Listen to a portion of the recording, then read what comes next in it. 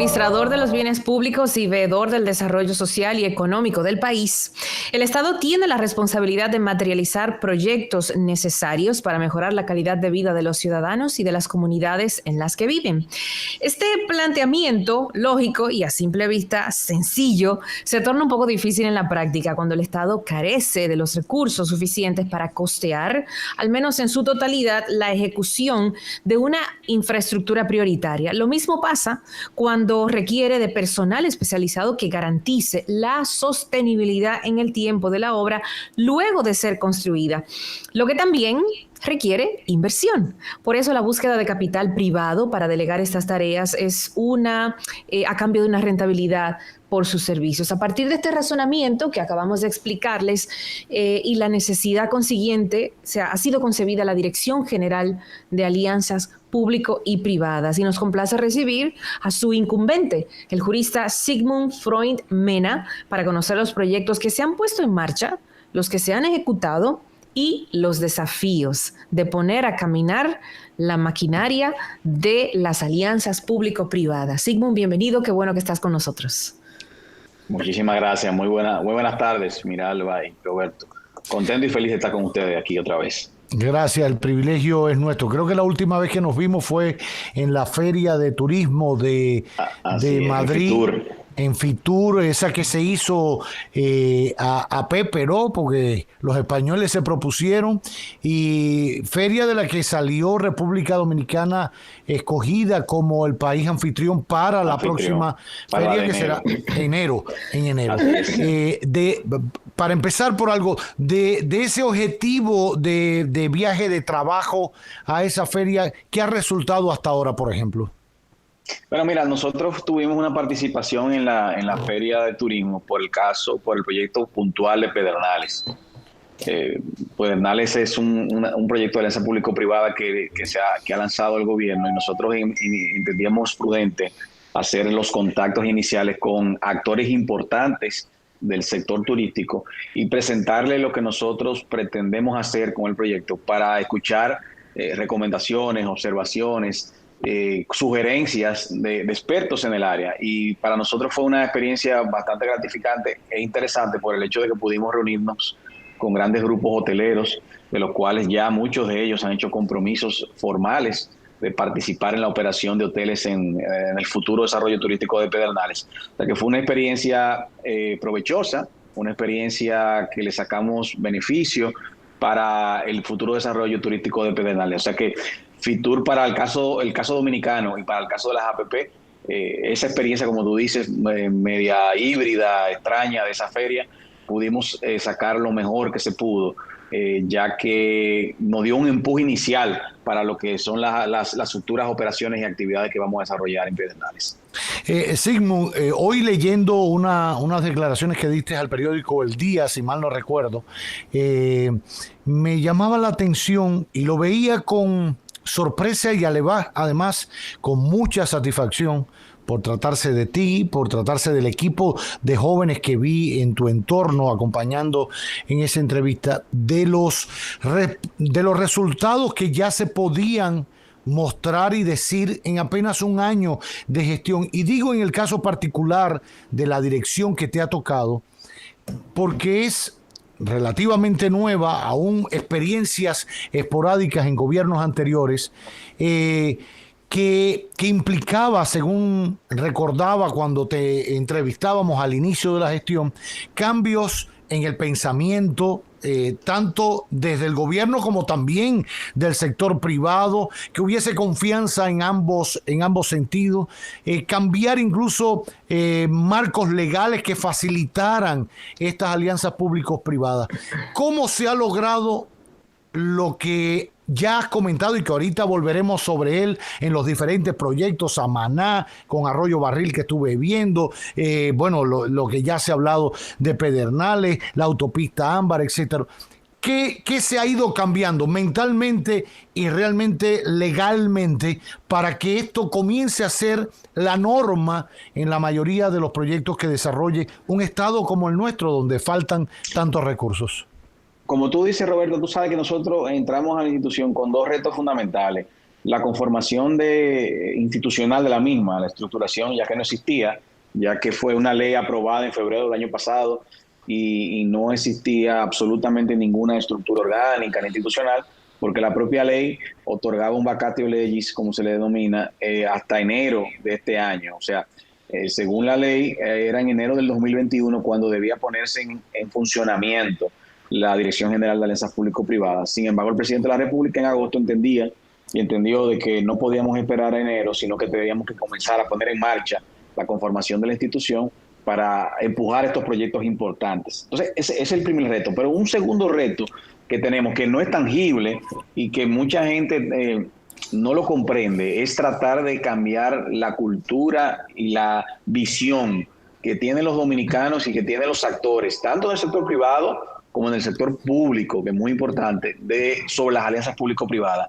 Así como tú ves la resistencia que existen sobre las alianzas público-privadas por las experiencias y los traumas vividos, y lo entendemos claramente, no solamente vienen de la sociedad en general que recibe impactos en el uso de algún tipo de servicio o una infraestructura que sea costosa, que le genere algún tipo de costo al Estado, sino que desde la misma estructura interna del Estado existen muchos actores que son todavía resistentes a lo que es la aplicación de esta modalidad. Porque primero hay una visión muy tradicional de la administración pública de que el Estado debe ser el gran proveedor de todos los bienes e infraestructuras que requiere la República Dominicana. Pero eso es imposible materialmente en momentos como este. Bueno, primero en una economía como la que vivimos en el siglo XXI, pero también en momentos en el cual el COVID impacta de manera directa en lo que son los recursos económicos que tiene el Estado Dominicano. Entonces, hemos tenido que poco a poco y cambiar esa visión, claro, con la gran ayuda de que el presidente de la República es el principal creyente de las alianzas público-privadas, porque viene del sector privado, entiende cuáles son las herramientas que puede traernos el sector privado y implementándose de manera transparente, rigurosa, eficiente, y siempre tomando en cuenta de que los intereses del Estado o los intereses de la ciudadanía están por encima de todo. Entonces, en este año hemos tenido que trabajar muy, muy duramente con esto para poder entonces poner en marcha algunos proyectos que ya teníamos en carpeta. Pero cuando digo carpeta simplemente eran ideas, ni siquiera proyectos puntuales, o sea, estructurados. Y también poner en marcha otros proyectos que han sido depositados en nuestra institución. Entonces, hemos tenido que venir trabajando con la conformación de la institución, con la complementación de las normativas, o sea, reglamentos, guía de lineamientos, metodologías. También entonces ir explicándole al sector público con el cual nosotros interactuamos constantemente, o sea, las diferentes instituciones que tienen algún tipo de afinidad, obras públicas, Apordón, el Consejo Unificado de las Sedes, la empresa de transmisión, dependiendo del tipo de proyecto, el Ministerio de Industria y Comercio, e ir explicándole cuáles son las bonanzas de las alianzas público-privadas. Eso quería preguntarte, Sigmund, para explicar a la gente. Quizá la gente pueda pensar que la dirección que tú manejas ahora es como un ente intermediario entre obras públicas y el privado. ¿Por qué crear esa dirección si eso lo puede hacer o lo podía hacer directamente obras públicas con el privado? Bueno, realmente, como los proyectos de alianza público-privada son transversales, o sea, pueden ser desarrollados en diferentes sectores de la vida pública, tanto infraestructura o como servicio. E impactan a diferentes sectores. Impacta a diferentes sectores. La idea del legislador al momento de crear la dirección era que pudieran centralizarse en un ente que tuviera la visión de impulsar los proyectos de alianza público-privada de manera transversal.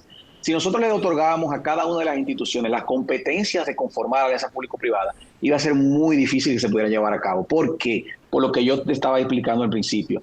Para el Ministerio de Obras Públicas, en cualquier gestión, no importa quién sea el incumbente, el estilo normal y el estilo más cómodo de funcionamiento para ejecutar obras es que sea ejecutado bajo el propio presupuesto del Ministerio de Obras Públicas. O sea, si van a hacer una carretera, la carretera, por ejemplo, la circunvalación de Baní, circunvalación de Asua, que están en ejecución en estos momentos, para el Ministerio de Obras Públicas es mucho más eficiente para ellos y mucho más cómodo que sea el gobierno central que le asigne esos presupuestos y ellos ejecuten esas autopistas. Ahora, si tenemos una dirección general de alianza público-privada que puede ver en toda su visión, o sea, globalmente, cuál es la eficiencia que nosotros podíamos sacarle al presupuesto de la nación, así, quitándole fondos a un proyecto que en vez de ser ejecutado con fondos públicos, pueda ser ejecutado con fondos privados. Eso lo podemos hacer cuando nosotros tenemos una institución que centraliza y tiene la visión clara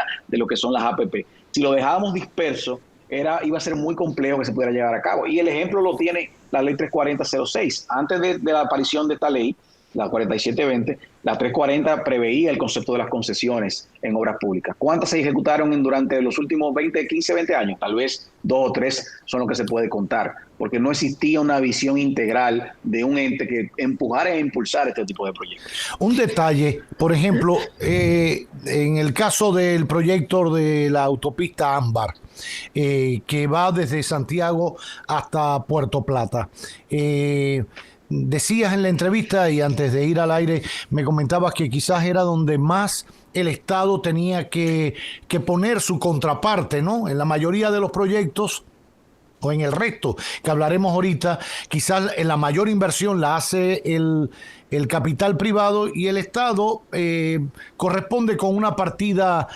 mucho menor. En el caso de Ámbar no es así. Me gustaría saber por qué no. ¿Por qué la proporción es mayor en esa inversión por parte del Estado? Y cuando se produzca ese dinero, ¿de dónde sale?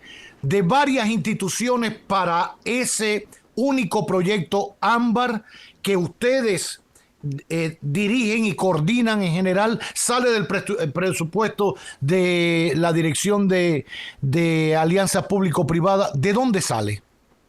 Bueno, a tu pregunta, la primera respuesta es la siguiente. Proyectos de autopistas como esta, como la del Ámbar, como la de Samaná, como la Autovía del Este, para que un proyecto de este tipo sea viable financieramente para el agente privado, que eso es importante, que yo siempre debo decirlo. No hay posibilidad de ejecutar proyectos de alianza público-privada si no existe rentabilidad para el sector privado. El sector privado no invierte su capital para regalarlo ni para perderlo. Eso es lo primero, que nosotros tenemos que estar bien conscientes de eso para que podamos convivir con esta modalidad.